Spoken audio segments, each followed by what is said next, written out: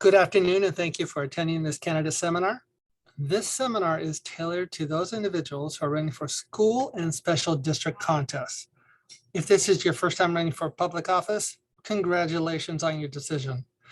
If you are a current office holder seeking re-election, thank you for your public service and for wanting to continue to serve.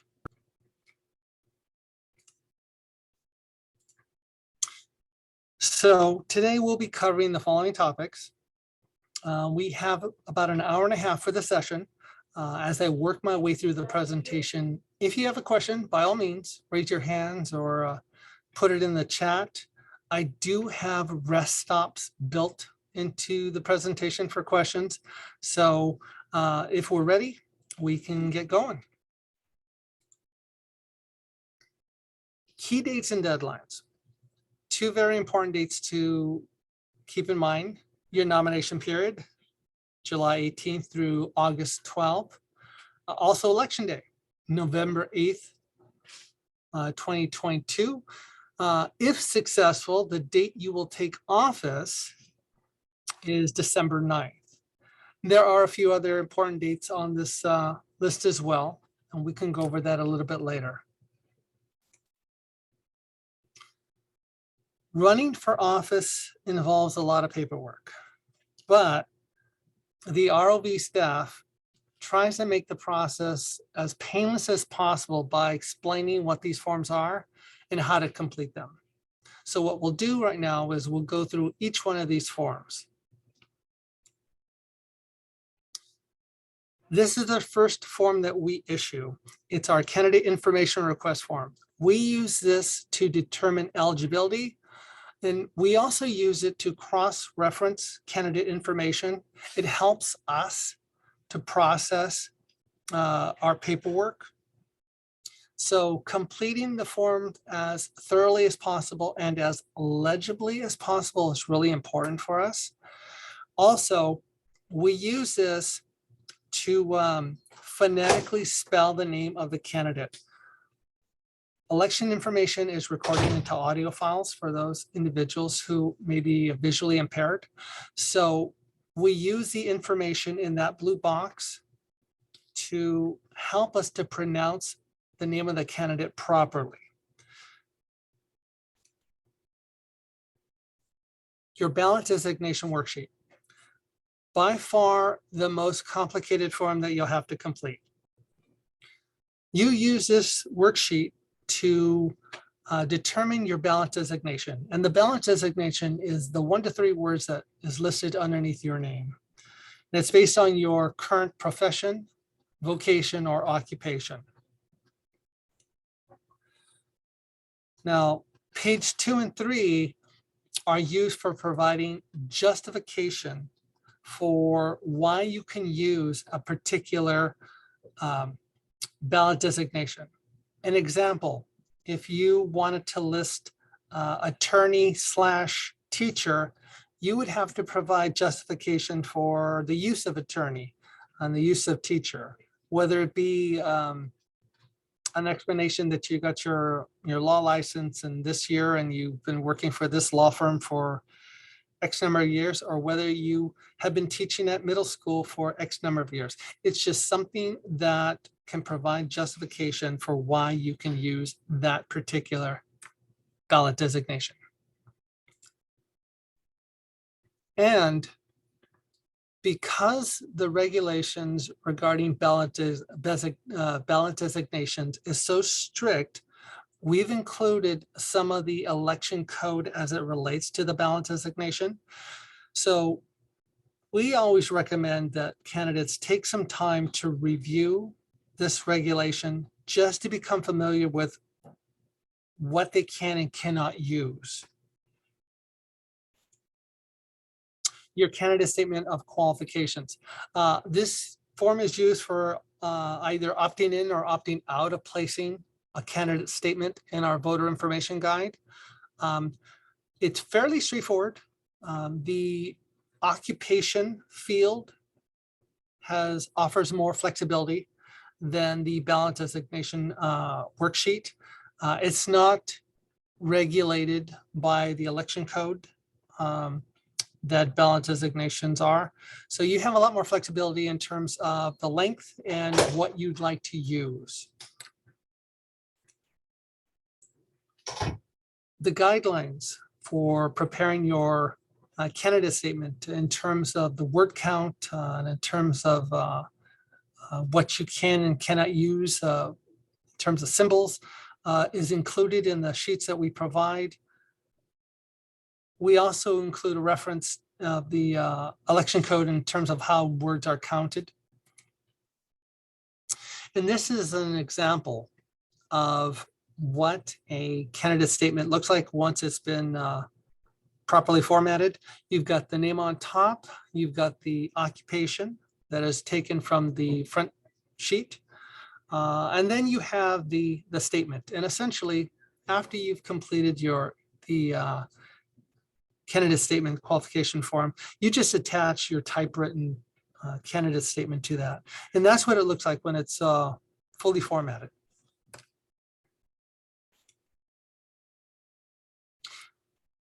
The next form we issue is the preferred transliteration form. We translate election material into several languages beyond the 5 federally mandated languages. So if you have a preferred transliteration of your name, you can provide the characters here on this form. If not, we do have court certified translators that will do the work for you.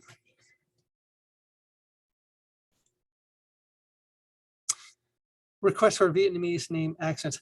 If you have a Vietnamese name and you'd like to add accents to your name, you can do so using this form, and it will print in the Vietnamese version of the county voter information guide. Code of Fair Campaign Practices form. Essentially, this form says that you agree to run a fair and honest campaign. Our office is obligated to provide this form to candidates, but they're not obligated to fill it out and return it. It's strictly optional. Your statement of economic interest, the Form 700. So elected officials, public employees, and those seeking office are required to disclose their financial interests. It essentially assures that officials are making decisions based on the public's best interest. And depending on how, what your financial holdings are, it can either be very, very easy to fill this out, or it can be a little bit more difficult. We do offer reference material in case you want to do a little bit more reading on what information is required of you to disclose. Cybersecurity and outdoor political science. The Secretary of State's office has asked our office to issue this information regarding cybersecurity. It's strictly informational. You don't have to complete it. It's for protection of your information online. The temporary political sign form. This is the California Department of Transportation. Essentially, if you think you're going to place political signs in any areas that the Caltrans, Department of Transportation, is responsible for maintaining, they're going to want to know who is going to be responsible in your campaign for collecting those signs after the election. So if you think it might apply to you, you'll want to complete that form and send it to Sacramento. If not, you don't have to worry about it.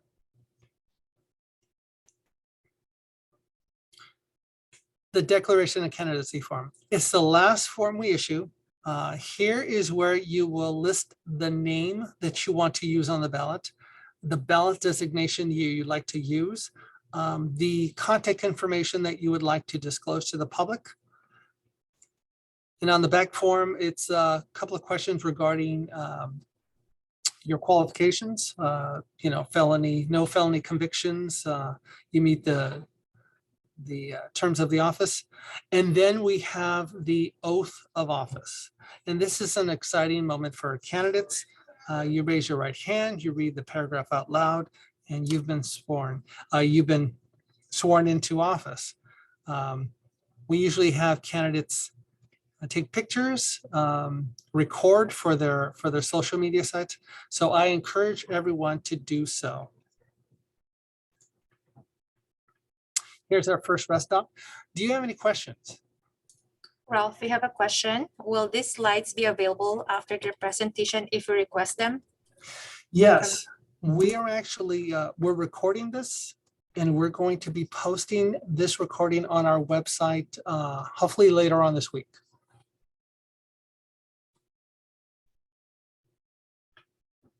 Another question from Randy. Where can we get the forms? So the forms are in our office. When you come into our office during the nomination period, we will issue them to you.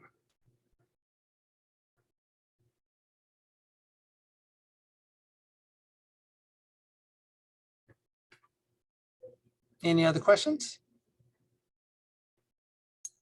I don't see any more questions. All right. So let's move on to another important topic, campaign finance.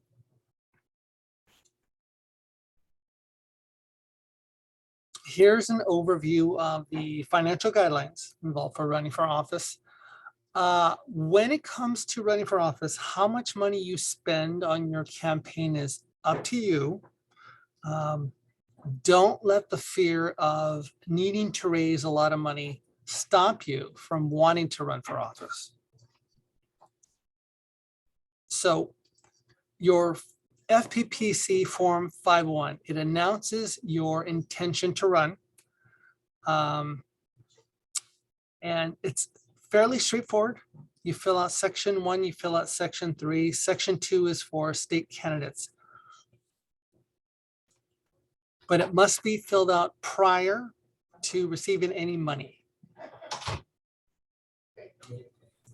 Ralph, we have a question. Yes. Is there a deadline for each form that is posted? There are deadlines attached to certain forms. Was there a particular form in mind?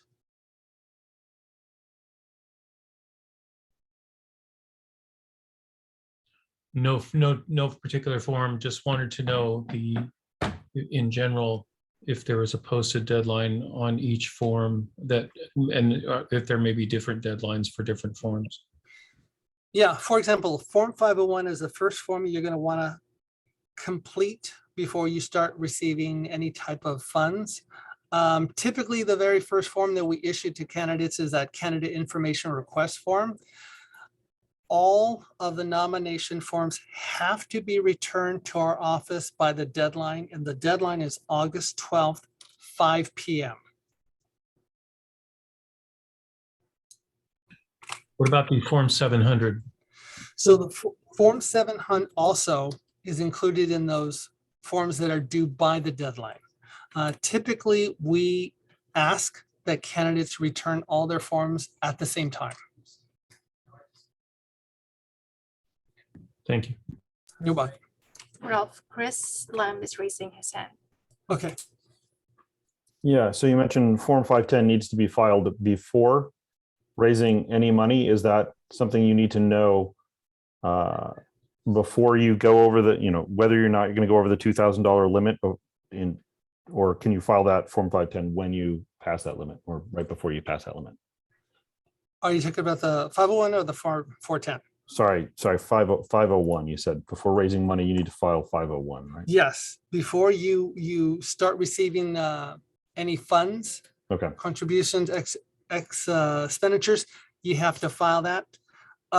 It's your candidate intention statement. You're basically letting everybody know that you're running for this office. Now, in terms of the Form 410, you may not know that you're going to spend over $2,000.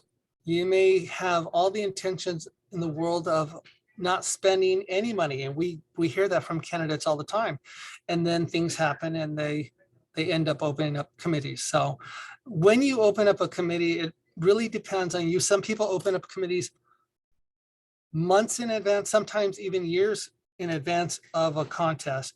And some will open up a committee, you know, in the middle of the nomination period or even afterwards. So it varies.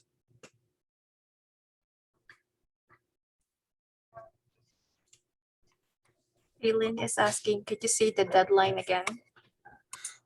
The deadline for nominations is August 12th. It's a Friday, 5 p.m.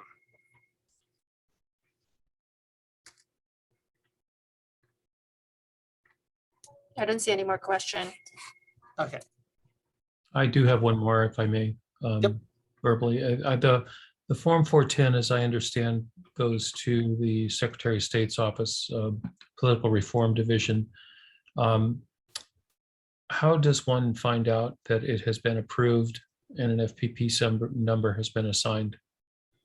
Certainly. So typically what happens is the Secretary of State's office will send you a letter.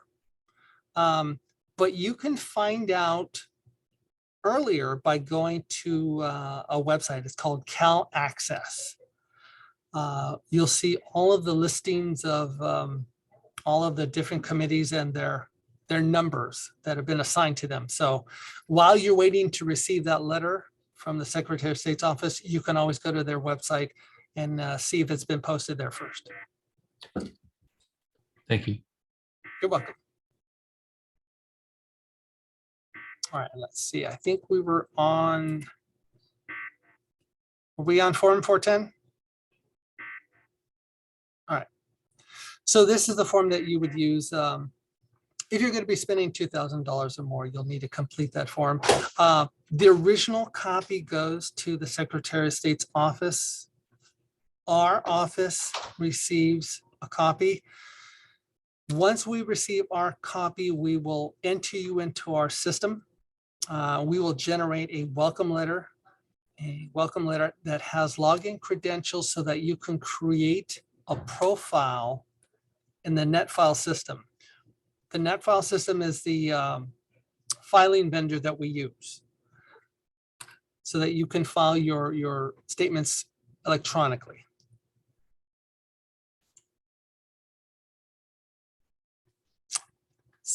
Page 2 of the Form 410, the bank information, and then the area that you would check off for your candidate controlled committee. Just have to say, many candidates experience some difficulty in opening up a bank account for their committee. Some banks, some branches seem a little less familiar with the process of opening up committees for candidates. What we might suggest is if you have your number from the Secretary of State's office, and if you have a filed copy of your Form 501, you can always take that to the branch, and that might help speed up the process. Otherwise, another suggestion is you can reach out to a current office holder who has a committee and ask them who they use to bank with. And that might be an option as well. Your Form 460. So this is a form that you will be e-filing to disclose contributions and expenditures. There is a filing schedule which will be provided to you. Please don't miss deadlines. Very important.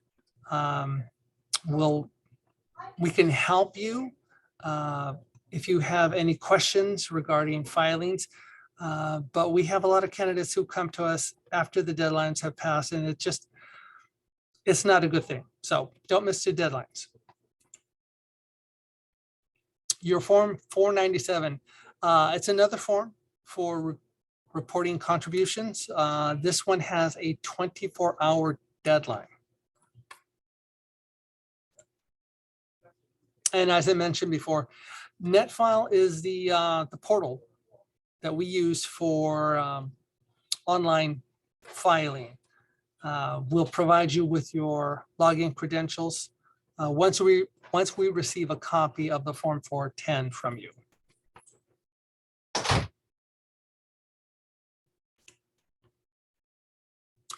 another rest stop. Are there any questions? Chris? Yeah, so I'm actually going to be registering in Santa Cruz County as I'm just over the line, but I thought this would be a very informative class to take. Do you know if these processes are generally the same county to county, or is it going to be, you think, significantly different over in Santa Cruz? I would imagine that they are very similar. I don't know whether they use NetFile, but they might have another online vendor. But the forms are going to be similar. I don't know the candidate information request form. That is our own office form, but they would have something that would help them to capture the information that they need to process the nomination forms. Got it. Yeah, and the Thanks. FPPC stuff will be the same. Nancy is raising. Yes. Hi, yes. You mentioned that the deadlines are important, like such as Form 460. Where would the deadlines be posted? Are they posted widely or? Yes. Okay. Yeah. Do So I find them on the website or with the form? you will find them in the candidate guide that we give you. You will find them posted on our website in our abbreviated calendar. Okay. You are not alone in this. We understand that it can be kind of confusing, Mhm. but we try to make the process less painful by providing you with as much information as possible. But we also ask that if you have a question about, well, when am I supposed to file, a particular form? When is my filing due? We'll let you know. We won't keep you in the dark. Okay. And one more question, one more, if you'll indulge me. Yes. You mentioned Form 497, 24-hour deadline. Yes. What does that mean? I mean, are we just emailed to say you have to turn this in 24 hours or what? So within 90 days before the election, what we call E90, anytime during that 90 days, if you receive contributions totaling $1,000 or more, you have to report that, and you have to report that within 24 hours. So that's one of those forms that you'll file electronically. Okay, receive within 24 hours, like in hand, or deposit it in a bank account? So if let's just say you received $1,000 today, Okay, you need to report that within 24 hours. okay. So if you reported it on Friday, it would be late. What if you- happens if the donation comes through online? I mean, wow. Now, yeah, that we can double check for you in terms of what the FPPC considers actually having received your donation, whether they consider the day that it clears the online service, or the date that the contributor made the check or whatnot. But all being equal, if I gave you $1,000 today on June the 21st, you have until June the 22nd to report that. If you don't report that, then if you're late, you might receive a reminder from us. But if you're really late, you'll get a fine. Okay. So this is including Saturdays and Sundays and holidays. Yes. I just want to be clear, that's all. Yes. I know I'm kind of getting nitpicky into the weeds a bit, but okay, very good. I'll keep that in mind. Thank you. Yes. You're welcome. So- Now, on the FPPC schedule, they also take into account holidays and weekends and things like that. So you will receive the official FPPC filing calendar in your candidate guide. Okay, We don't want anybody to miss any deadlines, so we try to make it as informative as possible. Any other questions? Randy Chen. Yes. Yes, it's a two-part question. The first is, I want to confirm you do not need to fill out any of these forms that you just described if you spend less than $2,000, correct?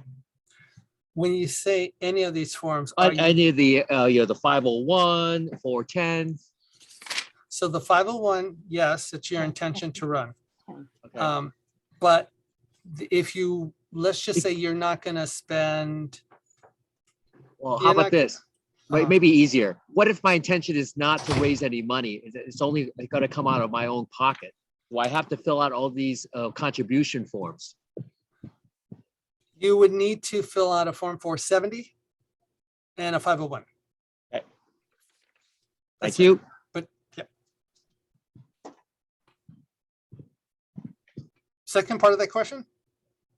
You got it. 501. Okay, That's fine. perfect. Thank you. All right. You're welcome. Any other questions? I'll follow up on his question a little bit, which is if you are contributing your own money to your own election, are those considered contributions or election donations or not? Yes, contributions, like you make a loan to yourself, which a lot of candidates do. That is something that needs to be reported. Thank you. Davis iPhone is, I think, has a question. Hello, hi Ralph. Hi. So I have a question. I know the filing opens July 18th. If I have an existing website and I start changing that website and the website has been like paid my own, does that count as a contribution if you already have an ongoing website to start filing? So basically I can't fundraise or do any stuff until July 18th, or because it's something I had existing, like just doing website and social media by myself. Is that okay? So without getting too technical Yeah, and offering legal advice, what I would say is you technically can start your campaigning before the nomination period. okay. So a lot of people open up committees months, sometimes years prior to the contest. So the 410. So exactly, you could open up a committee and start receiving contributions and using your whatever social network you have to get the word out to do some campaigning. What I would stress is make sure that you file all the necessary forms, your 501, your Form 410 if you're going to open up a committee, that kind of thing. But the nomination period itself is where we issue the other legal forms that you'll need. Okay, so I would have to file, I can file now, filing period, the 410 and the 501. Mhm. Okay, I did not know that. Thank you.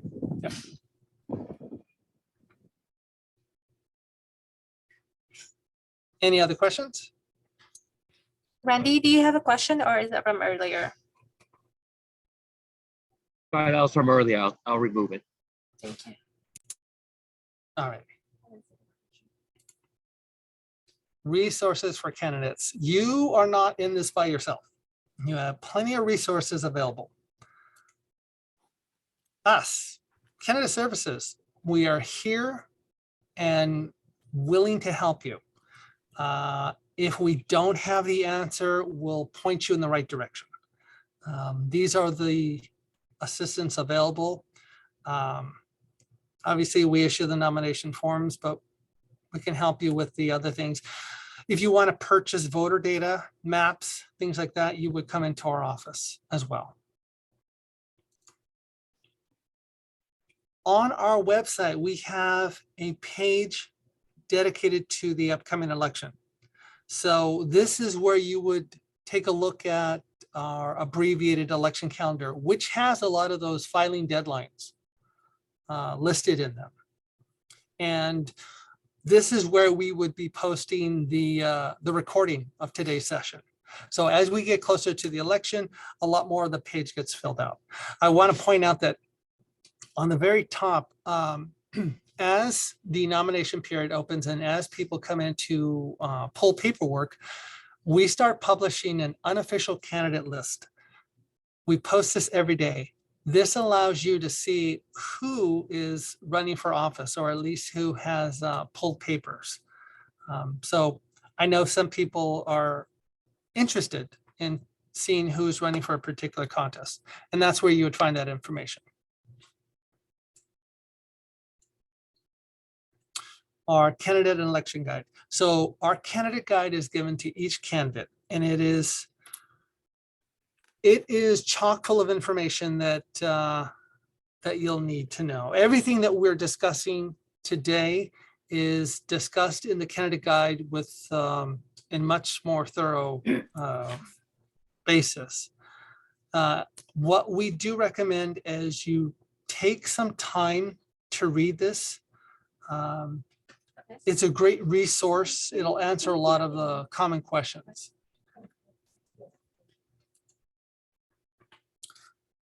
Our seminar, obviously. FPPC. Can't say this enough. They are a fountain of information. If you have more technical questions, we will always suggest you reach out to the FPPC. And we would also say, take advantage of a lot of their videos, their training videos. They're just a wealth of information.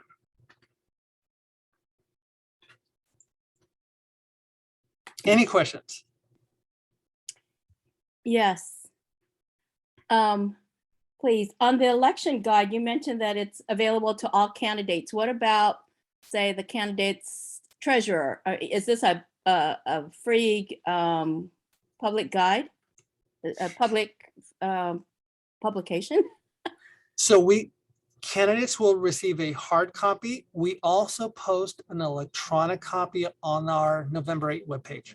So anybody who would like to download it can do that. Okay, great, great. Thank you. You're welcome. Any other questions?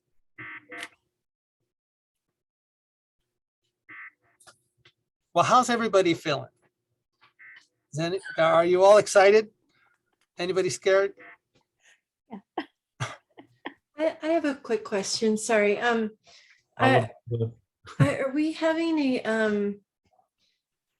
are we able to come in and buy the voter voting history information of our area yet? Is that available? Do you know? So we've been The voter told, information. yeah, we've been told that they won't start doing updates regarding redistricting for the schools until after the election has been certified.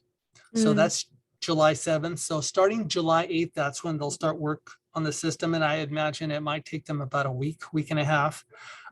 What they did say is that if you came in today, purchased voter data, when the new information was available, you would get an update for free. So Okay. I imagine there's Well- still a lot of useful information that you would get. Well, I think we just went from at-large to trustee areas, so Yeah, it'd be a yeah. pretty big change. And will we have to bring in our own little fob, like memory stick or something? Is that what we still do, or? No, you can get the voter information either on a thumb drive or you can get it emailed to you. We'll Mhm. send you a link. Okay. And the same thing goes with the map? So mapping is a little different. It's you'd have to come in, work through our mapping division, Mhm. but yeah, there's an application for that. Okay, awesome, thanks. You're That's welcome. super worth it. Thanks. Any other questions?